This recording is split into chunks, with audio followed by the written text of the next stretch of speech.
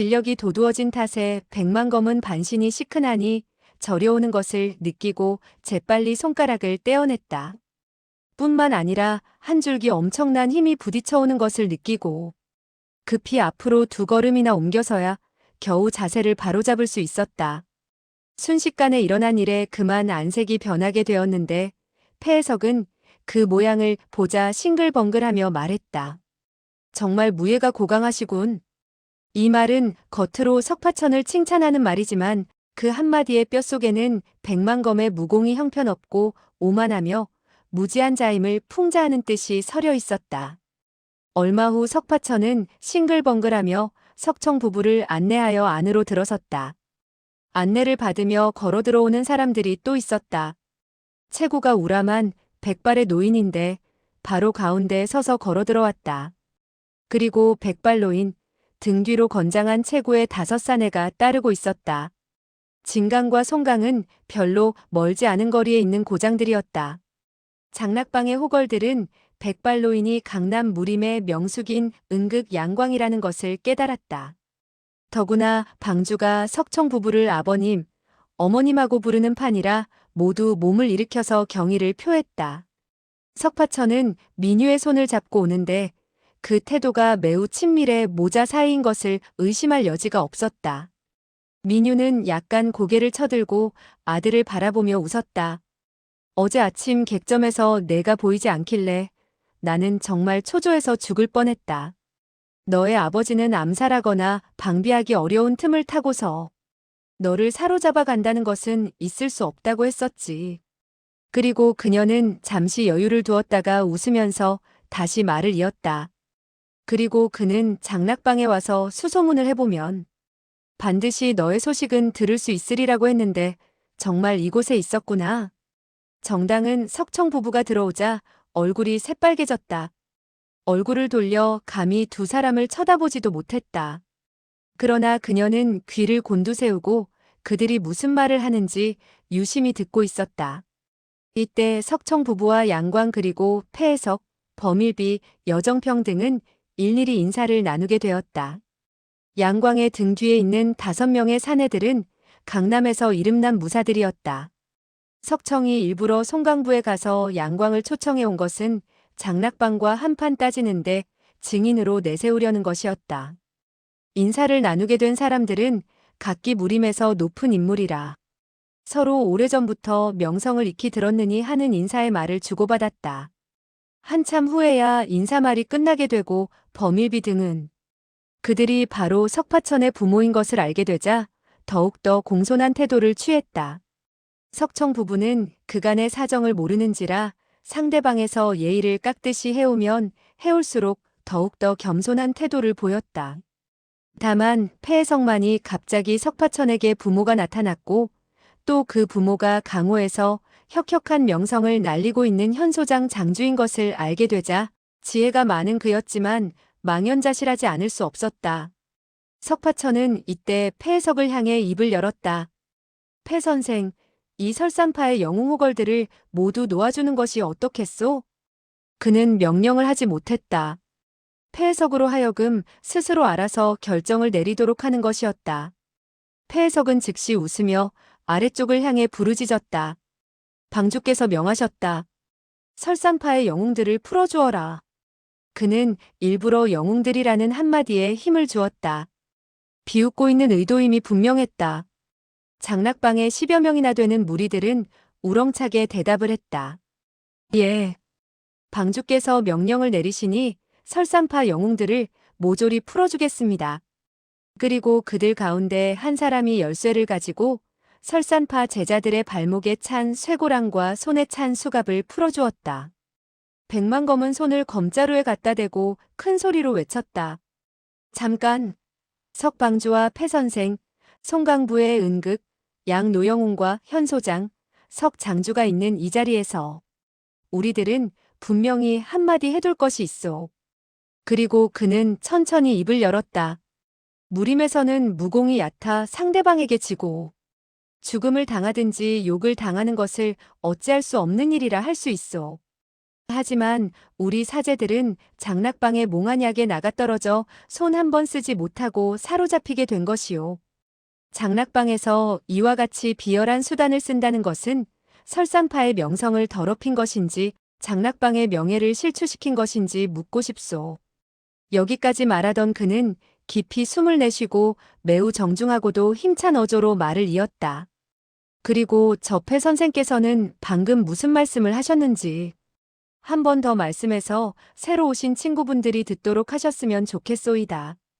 폐해석은 헛기침을 하더니 웃으며 입을 열었다. 하타하, 저 백형제는 백만검은 그 말을 가로채듯 날카롭게 외쳤다. 누가 당신과 같은 비열한 날강도들과 형제가 된단 말이오.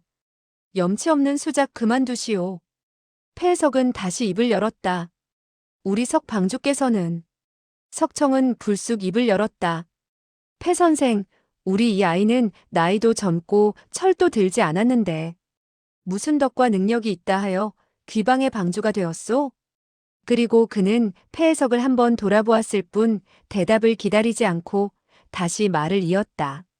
더군다나 얼마 전에 심한 병을 앓아 옛일을 모조리 잊어버렸소. 이 가운데는 틀림없이 오해가 있으리라 생각되는데 방주에 관해서는 다시 더 들먹이지 않았으면 하오. 이어 그는 자기가 은극 양광을 모시고 오게 된 이유를 설명했다. 그리고 백만검과 장락방 사이의 충돌은 석파천이 설산파에서 잘못을 저지른 일과는 별도의 문제이니 당연히 나누어서 논의해야 한다고 주장했다. 그와 같이 설명을 한 석청은 다시 정중한 어조로 입을 열었다.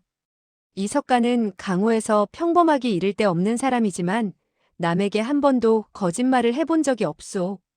이 애는 정말 모든 과거를 잊어버렸소. 다시 한번 그는 그 사실을 강조하고 낭낭히 말을 이어갔다. 그러나 그가 한 짓에 대해서 그가 기억하든 기억하지 못하든 간에 책임을 지도록 하겠소이다. 하지만 다른 사람이 그 이름을 빌려 한 짓은 우리 애와 아무런 관계가 없음을 설명하는 바이 외에 다 대청에 모여있던 군웅들은 그만 어안이 벙벙해져서는 서로의 얼굴을 쳐다보았다. 그 누구도 이와 같은 뜻밖의 병고가 발생하리라고는 예측하지 못했던 것이다. 폐해석은 헛웃음을 흘리며 입을 열었다. 허허허허, 그게 무슨 말씀이오? 석장주. 그러나 그는 속으로 여간 야단나지 않았다고 혀를 찼다. 석파천은 고개를 흔들며 그 말을 가로챘다. 우리 아버님 말씀이 옳소이다. 나는 당신네들의 방주가 아니외다. 내가 몇 번이나 이야기를 했소? 하지만 당신네들은 믿으려 하지 않았소. 범일비는 정중하게 입을 열고 나섰다. 이 가운데 어떤 은밀한 사연이 있는지 이 형제는 자세히 듣고 싶소이다. 장락방의 방주가 사도행 형님이라는 것만 알았지.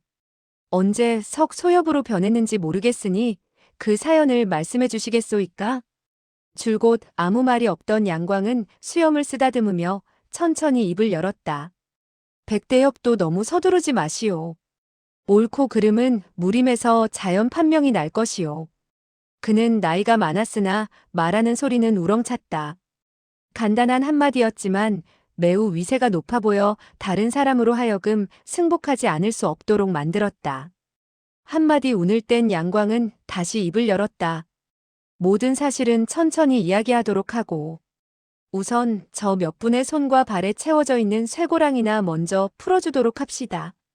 장락방의 무리들은 폐해석이 고개를 끄덕이는 것을 보자 열쇠로 설산파 제자들의 손과 발에 채웠던 수갑과 쇠고랑을 일일이 풀어주었다. 백만검은 석청과 양광 두 사람의 말투를 듣고 자기에게 조금도 적의가 없다는 것을 깨달았다. 더군다나 폐해석에게 따지려는 듯한 의도인 것을 보고 천만 뜻밖이라는 생각이 들었다. 그와 그의 무사제들은 장락방에게 사로잡혀 그야말로 외로운 처지였다. 폐해석을 비난하고 도전을 했지만 체면을 세우기 위해서 어찌할 수 없었던 행동이기도 했다. 설산파의 명망을 생각하여 난도질을 당해 죽는 한이 있더라도 치욕을 참을 수 없다고 여겼던 것이다. 그러나 이길 자신은 반푼어치도 없었다. 폐해석 혼자만 하더라도 자기가 이길 수 있을 것 같지 않았다. 그런데 뜻밖에도 석청 부부와 양광이 느닷없이 들이닥침으로써 그에게 일대 전기를 안겨다 준 셈이 되었다. 따라서 그는 아무 소리 하지 않고 폐해석이 어떻게 대응해 나갈 것인가 조용히 지켜만 보았다. 이때 석청은 설산파의 제자들 몸에 채워졌던 수갑과 쇠고랑이 풀어지게 되고 다시 자리에 앉혀진 것을 확인한 후 입을 열었다. 폐 선생, 우리 애는 아직 철도 들지 않았는데 귀방의 방주가 된 것은 천하 영웅들의 비웃음을 사게 되지 않겠소? 그리고 그는 슬쩍 양광 등 자기가 데리고 온 무사들에게 시선을 던진 후 다시 말을 이었다.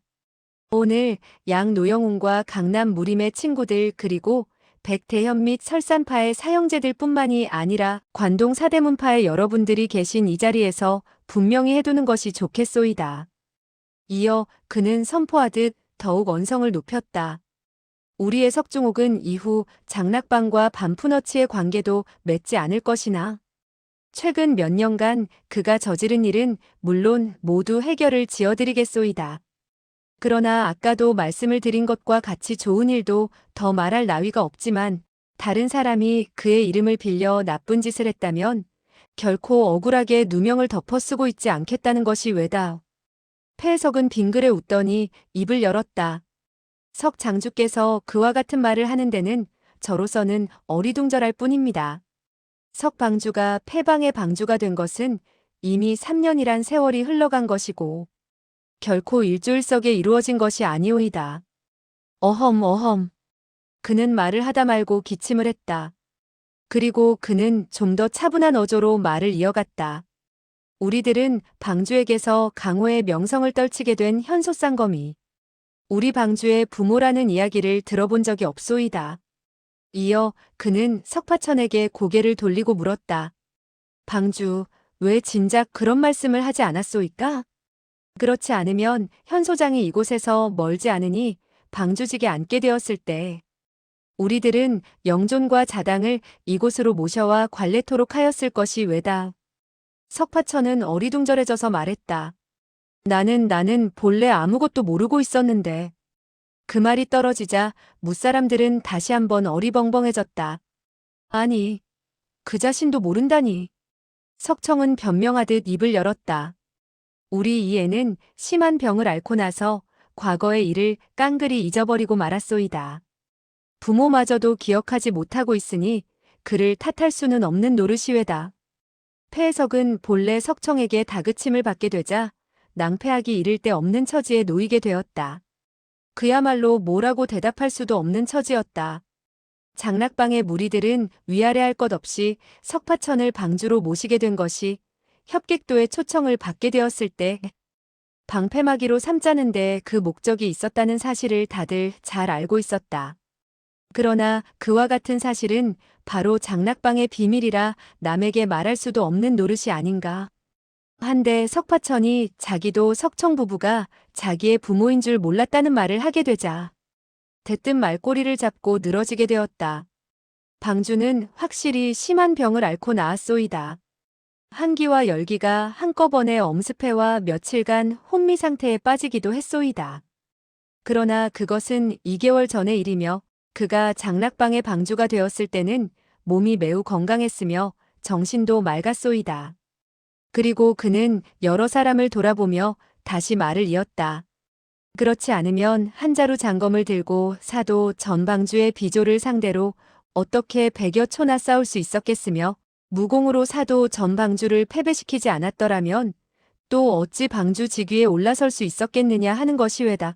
석청과 민유는 아들에게 그와 같은 사실을 들어본 적이 없었던 터라 매우 의아하게 생각했다. 민유는 슬쩍 석파천에게 물었다. 얘야, 도대체 어떻게 된 노릇이냐? 폐해석은 그와 같은 한쪽의 동태를 무시하고 다시 입을 열었다. 우리는 방주의 성씨가 석씨이며 이름자가 파천이라는 것을 알았을 뿐 석중옥이라는 이름도 바로 백대엽과 석장주 입으로부터 들은 것이 외다. 따라서 혹시 석장주께서는 사람을 잘못 알고 계신 것이 아닌지 물어보고 싶소이다. 민유가 노해 부르짖었다.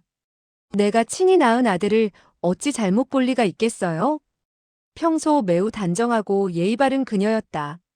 그러나 폐해석이 그와 같은 말을 하자 참을 수 없어 노기가 끓어오른 것이다.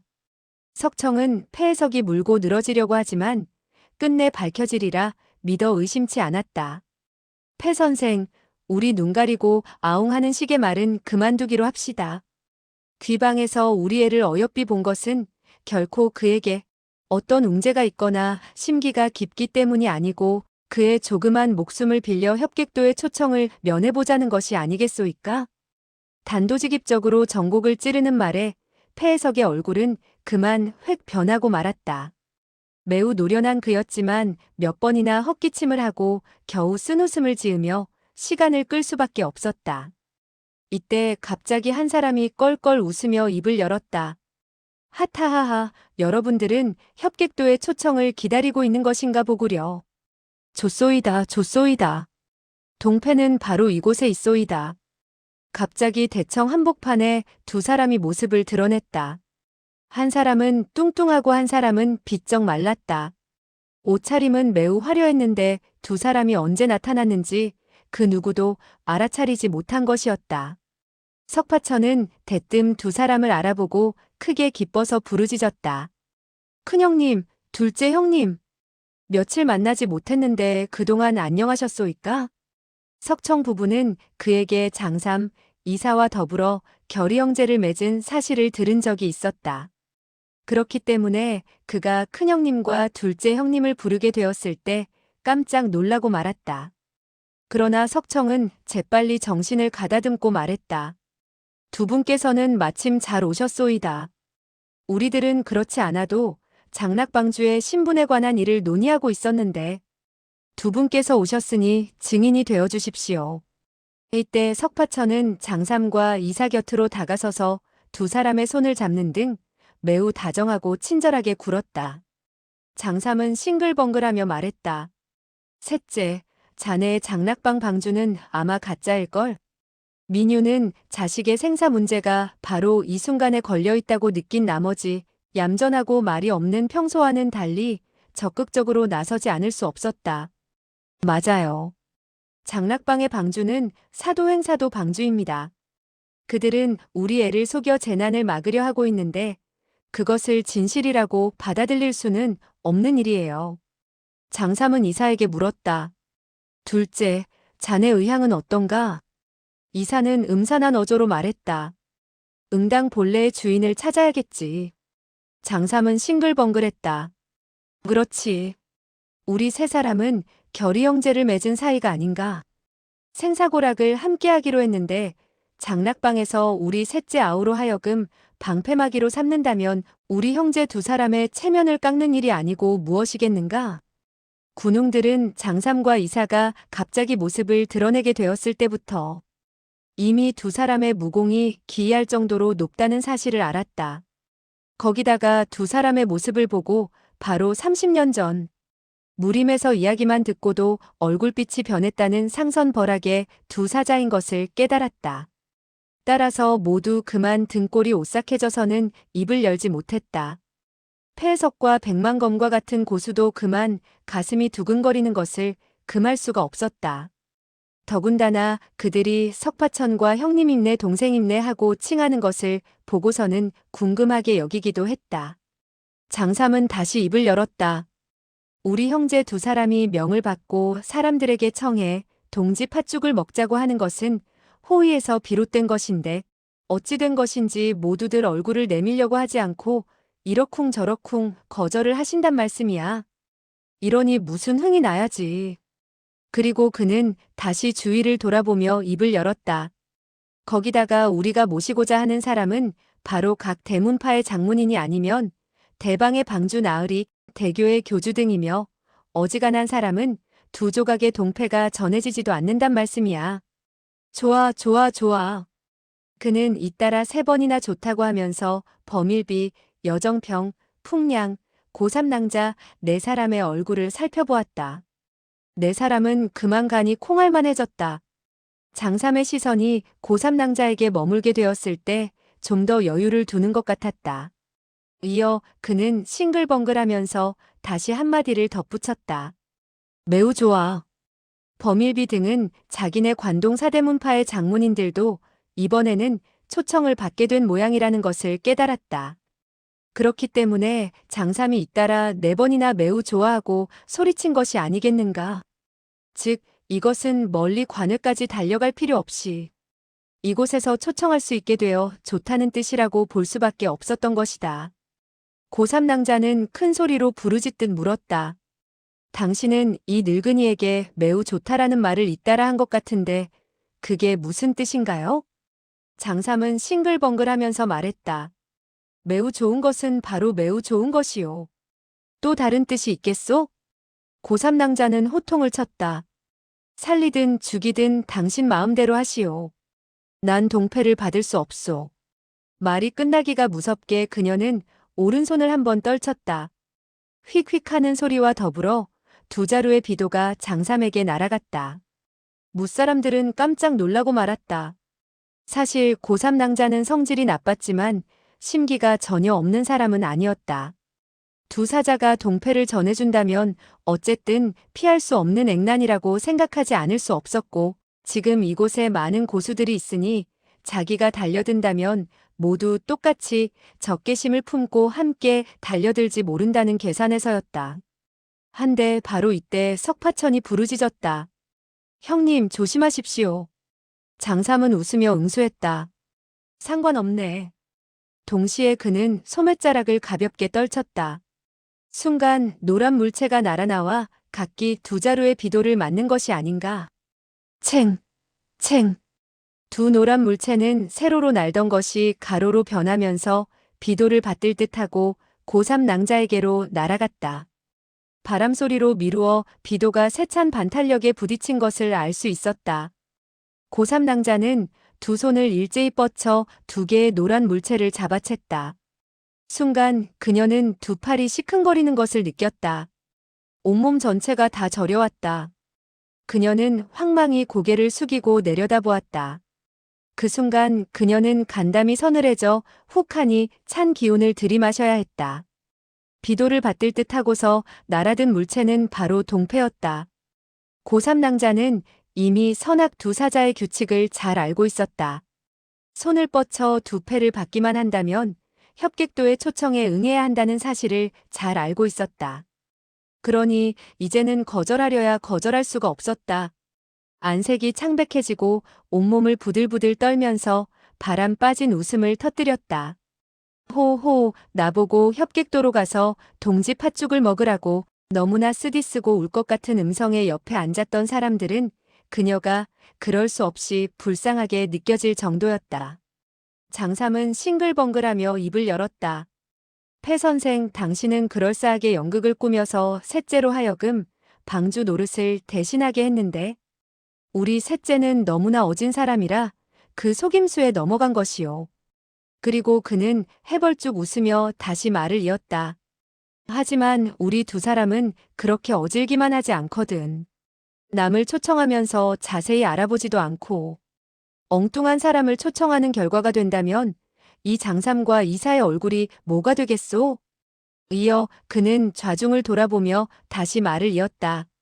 우리들은 장락방의 진짜 우두머리가 누구라는 것을 다 알아내는데 힘께나 들었지. 이제 이곳으로 데리고 왔으니 잘 보도록 하시오. 여기까지 말한 그는 이사를 바라보고 웃으며 의견을 물었다. 아우, 이제 장본인이 나타났으니 내려오라고 해야 하겠지? 이사는 그 말에 대답했다. 그렇소. 이제 내려오도록 해야 할 때이요. 그리고 그는 둥근 걸상을 2개나 집어들더니 휙하니 천장으로 던졌다. 꽝! 단번에 천장은 구멍이 뻥 뚫렸고 흙이 우수수 떨어지는 가운데 위에서 뭔가 쿵하니 아래로 떨어졌다.